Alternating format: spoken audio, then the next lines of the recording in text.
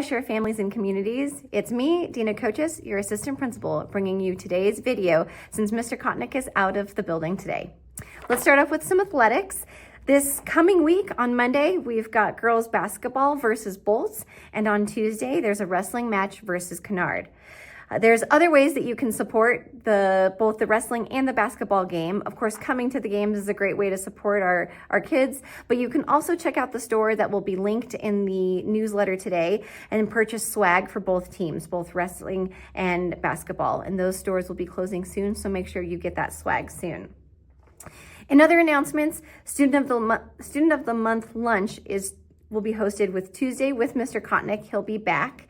And in other things, we also are in need of more vision and hearing volunteers. So please check out the details on that also in the newsletter.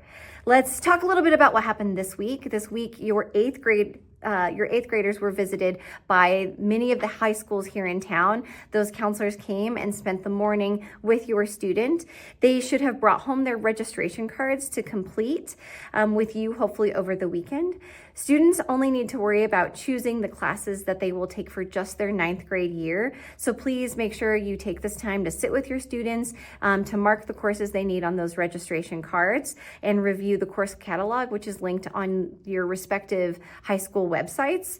If you have questions, then please feel free to attach those questions to their registration card so that when they bring those with them to school on February 3rd, which is when they are due, then they can use that as a guide to ask those counselors questions when they return, because counselors will be back here in the building and those students can turn in those cards and ask those questions at that time. Counselors will have one-on-one visits with every single 8th grader in our building.